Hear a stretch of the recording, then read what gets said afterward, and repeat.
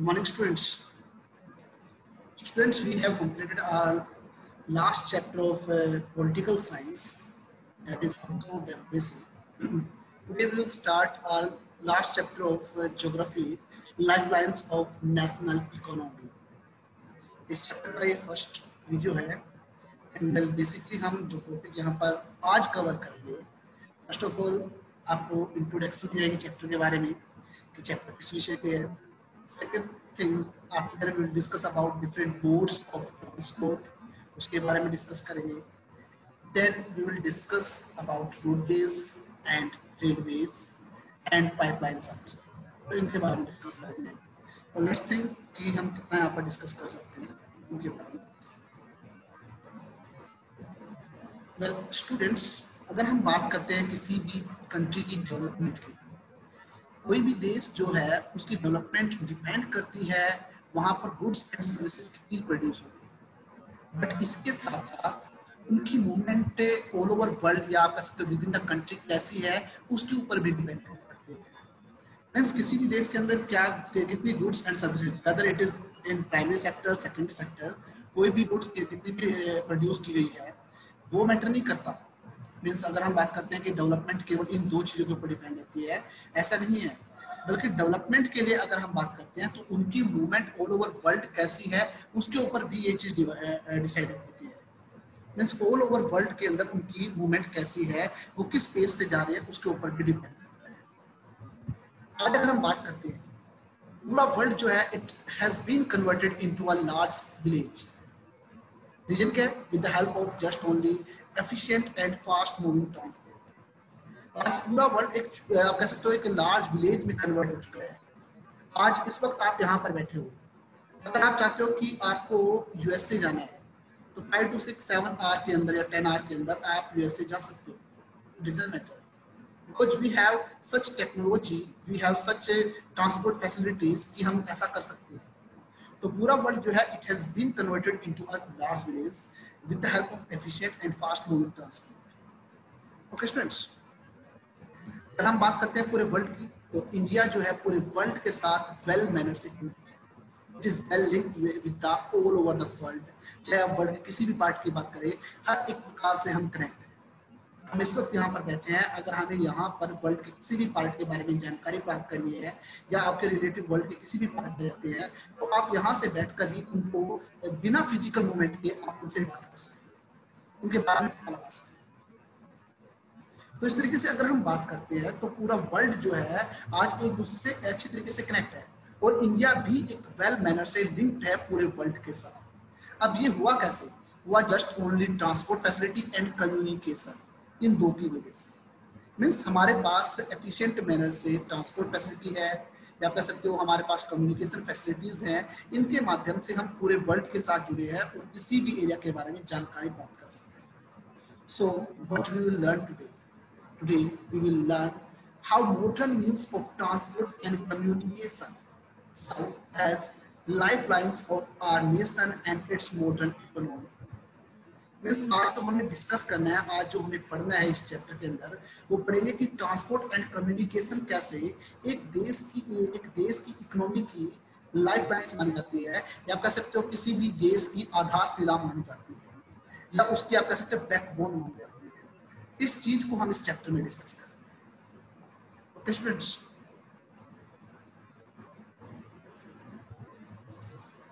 now student first of all we will discuss about the transport. अगर मैं transport की बात कर रहा हूँ so movement of goods and services can be over 3 important domains. आप लैंड ट्रांसपोर्ट का यूज कर सकते हो, वाटर ट्रांसपोर्ट का यूज कर सकते हो और एयर ट्रांसपोर्ट का यूज कर सकते हो. किसी भी गुड्स एंड सर्विसेज को एक स्थान से दूसरे स्थान पर पहुंचाने के लिए आप किसी भी मोड का यूज कर सकते हो, किसी भी तरीके का यूज कर सकते हो, चाहे आपका लैंड ट्रांसपोर्ट हो, चाहे आपका वाटर ट्रांसपोर्ट हो, चाहे आपका एयर ट्रांसपोर्ट हो. तो इन्हीं तीनों चीजों को हम यहाँ पर डिटेल में डिस्कस करेंगे इंडिया के अंदर कि क्या इंडिया के अंदर लैंड, वाटर और air transport efficient means of transport available है या नहीं है. इन्हीं चीजों को हम यहाँ पर डिस्कस करेंगे. So based on these, transport can be classified into 3 categories. The first one is land transport, the second one is water transport, and the third one is air transport. तो इस आधार पे हम इनको 3 पार्ट में divide करते हैं. So let's discuss these three things in a detail manner. आज हम केवल लैंड ट्रांसपोर्ट के बारे में ही डिस्कस करेंगे. Now, first of all, we will discuss about the roadways. India has one of the largest road network in the world. Aggregate माना गया है near about 54.7 lakh किलोमीटर. आप रिसेंट डेटा चेक कर लेना, ठीक है, it's a old data, but recent data आप check कर सकते हो. अगर मैं वर्ल्ड के अंदर रोड नेटवर्क की बात करता हूँ, इंडिया के पास one of the largest road network India के अंदर क्रिएट है. फ्रेंड्स, अब अगर मैं रोडवेज और रेलवेज को आपस में कंपेयर करता हूँ, तो रोडवेज जो रोड ट्रांसपोर्ट है वो ज्यादा इंपॉर्टेंट है रेल ट्रांसपोर्ट के अपेक्षा. मींस दोनों ही हमारे, अगर हम बात करते हैं, लैंड रूट के अंदर आते हैं, ठीक है, दोनों ही हमारे लैंड रूट में आते हैं, रोडवेज भी और रेलवेज भी. बट अगर मैं रोडवेज की बात करता हूँ, it is more important. This days importance इसकी बढ़ती जा रही है रेल ट्रांसपोर्ट के अपेक्षा. उसके रीजन देख लेते हैं क्या है. The first basic reason is that the construction cost of roads is much lower than the railway lines. अगर मैं रोड ट्रांसपोर्ट की कंस्ट्रक्शन की बात करता हूँ, रोड की कंस्ट्रक्शन की बात करता हूँ, तो हम उसके अंदर कम खर्च करते हैं रेलवे लाइन को कंस्ट्रक्ट करने की अपेक्षा. अगर हम रेलवे लाइंस बिछाते हैं तो उसके लिए हमें ज्यादा खर्च करना पड़ता है रोड ट्रांसपोर्ट की, रोड की अपेक्षा. Second one is roads can cover more geographical harder location, जो कि रेलवेज नहीं कर सकता. मींस आप किसी भी एरिया की बात कर लेते हो, मैक्सिमम रोड वहां पर पहुंच सकता है, बट रेलवे लाइन वहां पर बिछानी मुश्किल हो जाती है, ठीक है. इसके अलावा अगर हम बात करते हैं, रोड जो है चाहे कैसा भी स्लोप एरिया है, उसके अंदर रोड की कोई प्रॉब्लम नहीं होती.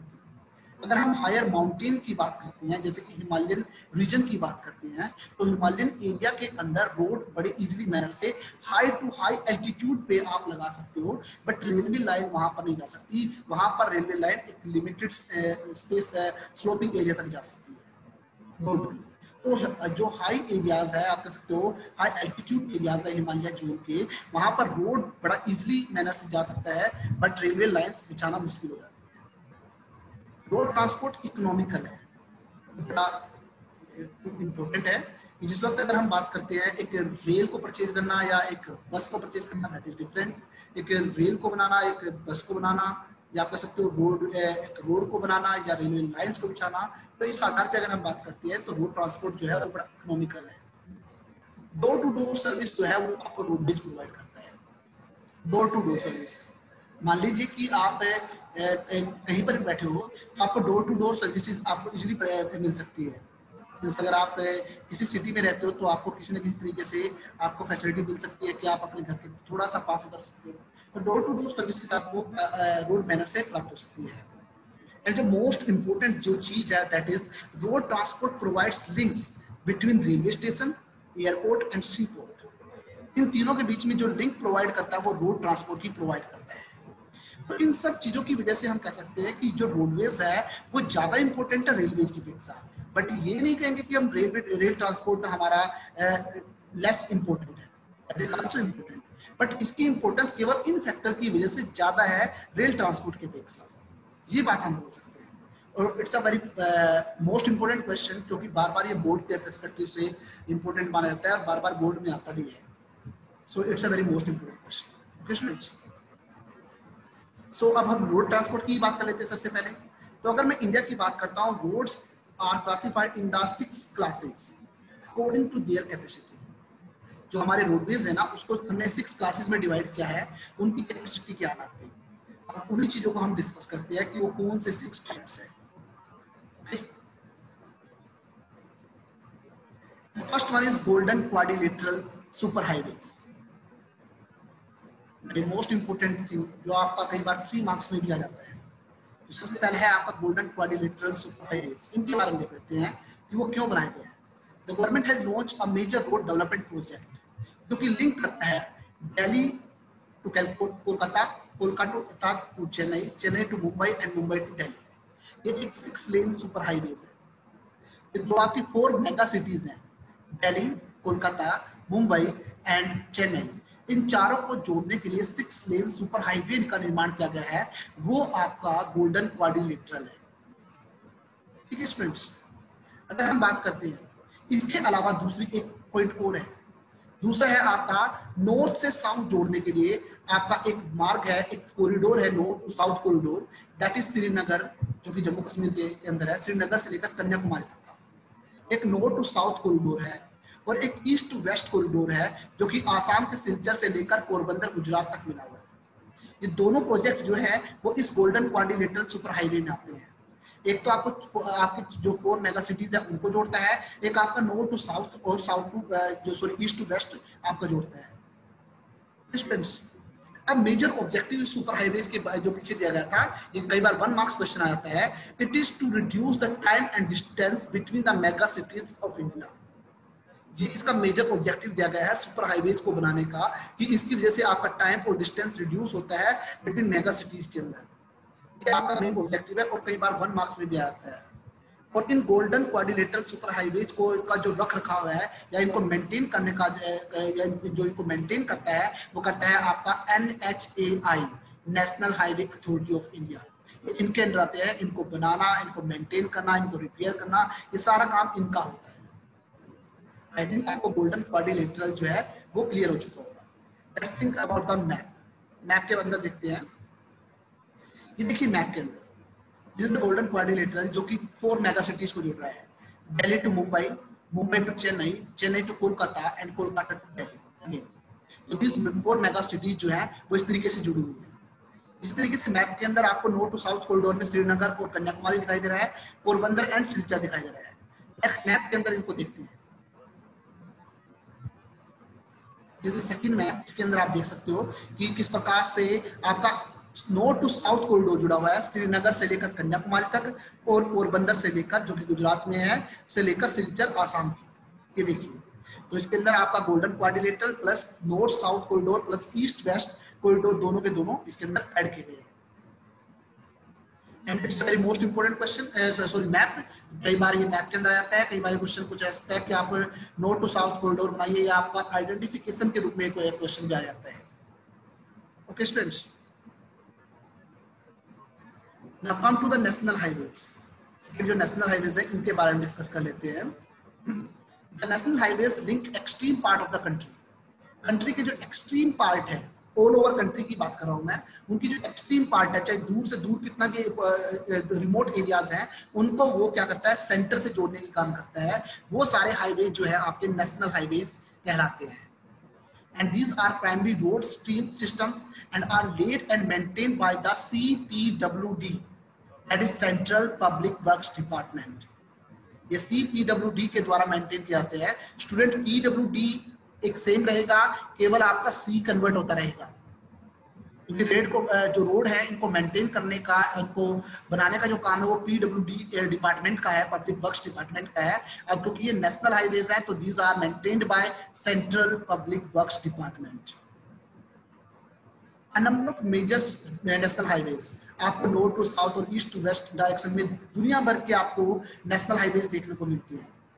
ठीक है, आपके भी आसपास में कोई ना कोई नेशनल हाईवे आपको देखने को मिलेगा। जैसे कि हिस्टोरिकल एक शेरशाह सूरी मार्ग है जो कि पुराने समय में नेशनल हाईवे नंबर 1 था, but right now it is 44, इसे हम 40 नेशनल हाईवे 44 कहते हैं, जो कि दिल्ली टू अमृतसर बनाता है। ठीक है, अब ये 44 का जो लेंथ है वो ज्यादा बढ़ चुकी है, क्योंकि जो नेशनल हाईवे 2 था वो भी नेशनल हाईवे 44 में कन्वर्ट हो गया है। रिसेंटली जो नेशनल हाईवेज है उनके अंदर चेंजेस आया है। तो अगर आपके पास शेरशाह सूरी मार्ग नेशनल हाईवे नंबर 1 भी आ जाता है तो आप भी तब भी यही याद रखना, और कि वो दिल्ली से अमृतसर वाले की बात कर रहे हैं, अगर वो 44 में आ जाता है तब भी ये रखना, क्योंकि आपका जो NCERT की बुक्स है उनके अंदर अभी चेंजेस नहीं हुआ है, अभी भी उसे नेशनल हाईवे नंबर 1 बोला जाता है। बट अगर वो 44 की बात करेंगे तब भी यही हाईवे है, और अगर आपका नंबर 1 की बात करते हैं तब भी दिल्ली टू अमृतसर की बात कर रहे हैं। Okay students, now next one is state highways. अब हम स्टेट के अंदर आते हैं, पहले हम सेंट्रल लेवल पे थे, अब स्टेट लेवल के अंदर बात करते हैं। ऐसे रोड्स जो कि स्टेट कैपिटल को डिफरेंट डिस्ट्रिक्ट हेडक्वार्टर से जोड़ने के लिए बनाए जाते हैं, they are called state highways. Means आपके यहाँ पर जो स्टेट की जो कैपिटल है उस कैपिटल से लेकर अलग अलग जो डिस्ट्रिक्ट हेडक्वार्टर से जोड़ने के लिए जो हाईवेज बनाए जाते हैं वो आपके स्टेट हाईवेज माने जाते हैं। और इन रोड्स को कंस्ट्रक्ट मेंटेन करने का काम जो होता है SPWD, that is state public works department. ठीक है, जो कि स्टेट के अंदर भी करता है और यूनियन टेरिटरी के अंदर भी करता है। स्टेट पब्लिक वर्क्स डिपार्टमेंट, इससे पहले मैंने आपको बताया था कि पब्लिक वर्क्स डिपार्टमेंट याद रखना, केवल एस और सी में डिफरेंस हुआ, देखिए यहाँ पर भी। तो जो स्टेट हाईवेज है that is state public works department, और जो नेशनल हाईवेज है that is central public works department. अब come to the district road, अब हम डिस्ट्रिक्ट लेवल पे आ जाते हैं। अब डिस्ट्रिक्ट लेवल में रोड का कौन चाहते हैं, ये डिस्ट्रिक्ट हेडक्वार्टर को उस डिस्ट्रिक्ट के अलग अलग पार्ट से जोड़ने के लिए काम करते हैं। मींस उसके जो टाउन्स होते हैं, उसके जो विलेजेस होते हैं, उनके साथ डिस्ट्रिक्ट हेडक्वार्टर को जोड़ने के लिए जो रोड बनाए गए हैं they are called district roads, and इनको मेंटेन करने का काम जिला परिषद करती है। स्टूडेंट्स, तो डिस्ट्रिक्ट रोड्स ऐसे रोड्स होते हैं जो कि डिस्ट्रिक्ट हेडक्वार्टर को उस डिस्ट्रिक्ट के अलग अलग पार्ट से जोड़ने के लिए बनाए जाते हैं, और ये रोड जो है these roads are maintained by जिला परिषद। Okay, now let's think about the other roads. This is number 5. और अदर रोड्स के अंदर आपके रूरल रोड्स आते हैं। जितने भी आपके विलेजेस और रूरल एरियाज हैं they should be well connected with towns and cities, तो इसके लिए ये रोड बनाए गए हैं, उन्हें रूरल रोड कहा जाता है। आपके जो विलेजेस हैं उनको मेटल रोड के द्वारा या ऑल वेदर रोड के द्वारा उस एरिया के जो टाउन्स और सिटीज है उनके साथ जोड़ने के लिए जो रोड बनाए गए हैं उन्हें हम रूरल रोड कहते हैं, और इनको कंस्ट्रक्ट करने का काम जो होता है तो प्रधानमंत्री ग्रामीण सड़क योजना के आधार पर होता है। Okay, so these are 5। Now मैंने आपको 6 बताए हैं, तो नंबर 6 देखते हैं, that is border roads. Apart from these roads there are border roads organisation and a government of India undertaking construct and maintain the roads of the bordering areas of the country. Country की जो bordering areas है वहां पर देश के अंदर एक organisation बनाई गई है, बॉर्डर रोड ऑर्गेनाइजेशन, जो कि 1960 के दौरान में बनाई गई थी। इसका मुख्य उद्देश्य था कि जितने भी हमारे इनएक्सेसिबल पार्ट हैं बॉर्डर की साइड में, चाहे मैं इसको नॉर्थ ईस्टर्न पार्ट की बात कर लेता हूँ, चाहे मैं इसकी नॉर्थ वेस्टर्न पार्ट की बात कर लेता हूँ, जहां पर पहुंचना बहुत ही मुश्किल हो जाता है, तो ऐसे एरिया में एक्सेस करने के लिए बॉर्डर रोड ऑर्गेनाइजेशन बनाई गई है, जो क्या करती है बॉर्डर रोड को कंस्ट्रक्ट कराती है, बनाती है। इसके माध्यम से ऐसे पार्ट जहां पर इनएक्सेसिबल था पहुंचना, उन रोड पर इजिली हम पहुंच सकते हैं। तो ये एक इम्पोर्टेंट क्वेश्चन है, आप कैसे कह सकते हो रोड के बारे में, और आपसे ये बॉर्डर रोड के बारे में भी क्वेश्चन आ सकता है कि right a short note on border roads. तो आपको इसके अंदर बताना पड़ेगा कि कौन सी ऑर्गेनाइजेशन से कंस्ट्रक्ट करती है, और कई बार ये 1 मार्क्स में आता है कि ये किस वक्त स्टैब्लिश की गई थी, और इसका मेन मोटिव क्या है, मेन एम क्या है कि इस ऑर्गेनाइजेशन को बनाया गया। ओके स्टूडेंट्स, तो कैपेसिटी के आधार पे हम इनको 6 जो रोड्स है उन्हें हम 6 टाइप में डिवाइड करते हैं, और ये 6 टाइप आपके इस प्रकार से है। ओके,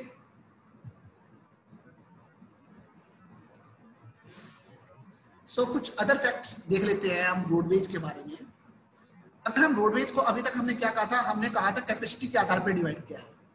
अब इसके अलावा हमने उसके अंदर जो मटेरियल यूज किया है कंस्ट्रक्शन के दौरान में, उसके आधार पे भी हम रोड को क्लासिफाई करते हैं, और it is classified into 2 part.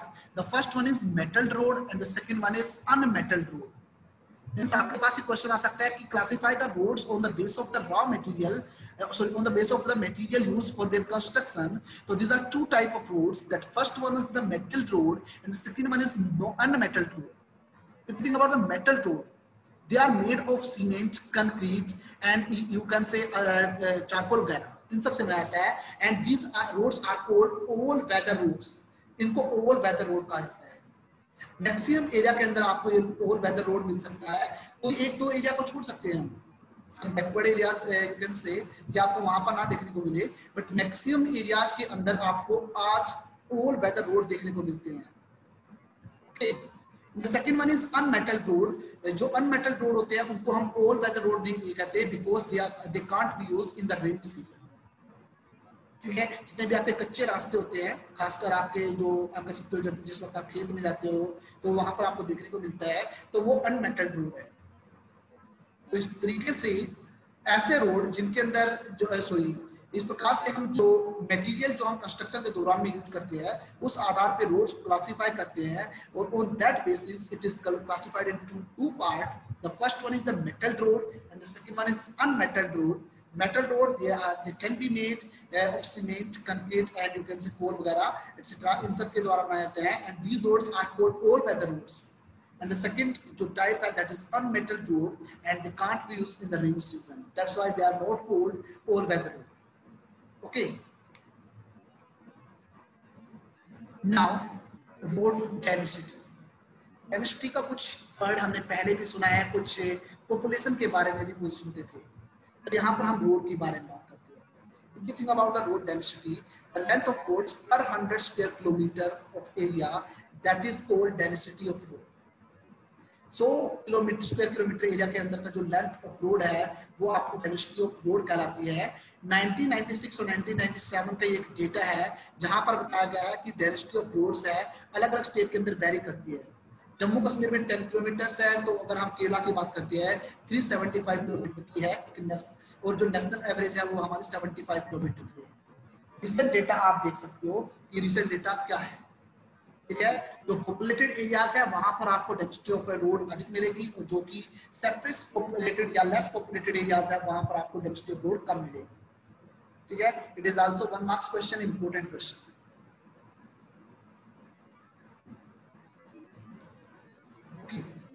रोडेज आपका कंप्लीट हो चुका है. Now we will discuss about railways. Railways के बारे में थोड़ा सा डिस्कस कर लेते हैं. If you think about the railways, तो सबसे पहली जो फर्स्ट ट्रेन चली थी वो चली थी आपकी Mumbai to Thane, that is in 1853 and it covers 34 kilometre area distance. सबसे पहली जो ट्रेन, ये 1 मार्क्स आपका जीके के क्वेश्चन बना हुआ है कि सबसे पहली जो रेल है वो कब चली और कहां से कहां तक चली. ये चली थी आपकी मुंबई टू ठाणे 1853 जिसने 34 किलोमीटर का एरिया कवर किया था. अगर मैं रेलवेज की बात करता हूं, it is a principal mode of transportation for freight and passenger in India. Freight होता है जैसे कि हम किसी सामान को एक स्थान से दूसरे स्थान पर ले जाते हैं और उस वक्त जो किराया देते हैं, भाड़ा देते हैं, वो भाड़ा जो होता है दैट इज फ्राइट, और जो आपका पैसेंजर का किराया होता है दैट इज कॉल्ड फेयर. अब ये बात बड़े ध्यान से सुनना स्टूडेंट, मैंने यहाँ पर क्या लिखा है कि which transport facility is consider the principal mode of transportation. जिस वक्त आपको प्रिंसिपल मोड ऑफ ट्रांसपोर्टेशन आ जाएगा तो उसका आंसर रेलवेज होता है. आपके पास ऐसे ऐसे क्वेश्चंस आएंगे, आपको ये बात ध्यान रखनी है क्योंकि आपको वहां पर प्रॉब्लम आ जाएगी. तो इसलिए मैं बोल रहा हूँ कि को बड़े ध्यान से देखना कि प्रिंसिपल मोड ऑफ ट्रांसपोर्ट कौन सा ट्रांसपोर्ट है, दैट इज रेलवेज. ठीक है, वो आपका रेलवेज है. अगर मैं रेलवेज की बात करता हूँ, ये मल्टीफेरियस एक्टिविटीज करता है. ये बिजनेस पर्पज के लिए भी यूज होता है, या कह सकते हो कई बार हम क्या करते हैं किसी टूरिस्ट स्पॉट के लिए के पास जाने की बात करते हैं तो उस वक्त भी हम इसका यूज करते हैं. या हम तीर्थ यात्रा करने के लिए जाते हैं तो अलग अलग तीर्थ स्थान पर जाने के लिए भी इसका यूज करते हैं. या हम अपना हैवी एंड बल्की गुड्स को एक काफी लॉन्ग डिस्टेंस पे ले जाने के लिए यूज करते हैं, तो उस वक्त भी इस रेलवे जो है इनका यूज करते हैं. Railway in India, it bind economical life of the country as well as accelerate the development of agriculture and industry. देश की इकोनॉमिकल थिंग्स को तो डेवलप करती है, ये इंडस्ट्री और एग्रीकल्चर को भी बढ़ावा देती है, उसको डेवलप करने में भी हेल्पफुल होती है. और हमारे इंडियन जो रेलवे नेटवर्क है दैट इज, उस आधार पर हम बात करते हैं 7133 स्टेशंस इसके अंदर आते हैं. ठीक है, रिसेंट डेटा आप फिर भी देख सकते हो. Northern plains with their vast level. अब देखिए कि अब हम बात करते हैं यहाँ पर एक तरीके से डेंसिटी के आधार पे, तो ऐसा नॉर्थर्न प्लेन की अगर मैं बात करता हूँ क्योंकि यहाँ पर समतल एरिया है, पॉपुलेशन भी ह्यूज अमाउंट में है, अगर हम बात करते हैं रिच एग्रीकल्चर रिसोर्स भी है, तो इस आधार पे इस एरिया के अंदर जो अगर हम बात करते हैं रेलवे लाइंस की, उसके लिए फेवरेबल कंडीशन मिलती है. कुछ फैक्ट्स देख लेते हैं रेलवेज के बारे में. अगर मैं रेलवेज की बात करता हूँ, it is considered the principal mode of transportation, जो जहां पर हम हैवी और बल्कि गुड्स काफी लंबे डिस्टेंस के लिए या शॉर्ट डिस्टेंस के लिए यूज करते हैं, और हमारी इंडियन इकोनॉमी के लिए भी इम्पोर्टेंट है. बट रेल ट्रांसपोर्ट जो है वो कुछ सर्टेन प्रॉब्लम फेस कर रही है, मींस कुछ चैलेंज रेल ट्रांसपोर्ट के सामने है, उनके बारे में हम देखते हैं. प्रॉब्लम में नंबर 1 जो अगर हम बात करते हैं कि जो रिवर एरिया है, क्योंकि रिवर एरिया काफी लंबा होता है तो उसके अंदर आप कह सकते हो ब्रिज बनाने की रिक्वायरमेंट पड़ती है, जो कि काफी कॉस्टली पड़ता है. सबसे बड़ी प्रॉब्लम यहाँ पर है. सेकंड थिंग, जो पेनिनसुलर रीजन है जहां पर लो माउंटेन हिल्स मिलती हैं, वहां पर रेलवे ट्रैक बनाने के लिए हमें लो हिल्स को देखना पड़ता है, गैप या टनल्स के माध्यम से रेल लाइन बिछानी पड़ती है, जो कि काफी कॉस्टली पड़ता है, कई बार खतरनाक भी साबित होता है. अगर मैं हिमालयन माउंटेन्स की बात करता हूं तो सर्टेन लेवल तक तो हम जा सकते हैं, बट जो हाई लेवल है माउंटेन्स है उस एरिया तक नहीं जा सकते, या जहां पर आप कह सकते हो मार्सी लैंड है वहां पर नहीं जा सकते। ठीक है, इसी तरीके से सैंडी प्लेन जो एरिया है वहां पर भी रेलवे लाइन बिछाना मुश्किल हो जाता है, और कई बार सिचुएशन रेगिस्तान के एरिया में ऐसे रहती है कि रेलवे ट्रैक के ऊपर रेत आ जाती है, जिसकी वजह से रेलवे वहां पर प्रॉब्लम फेस करनी पड़ती है। ये तो कुछ प्रॉब्लम है जो कि नेचुरल प्रॉब्लम है।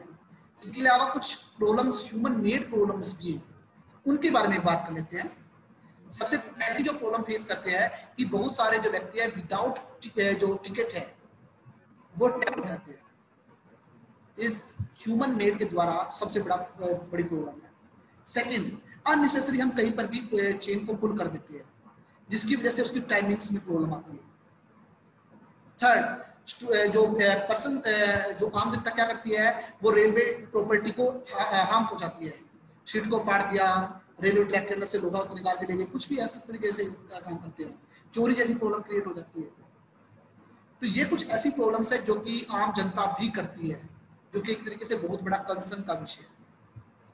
तो आज के इस चैप्टर में हम इतना ही डिस्कस करेंगे। सो अगर आपको कोई problem, if you want to ask anything you can ask, just wait.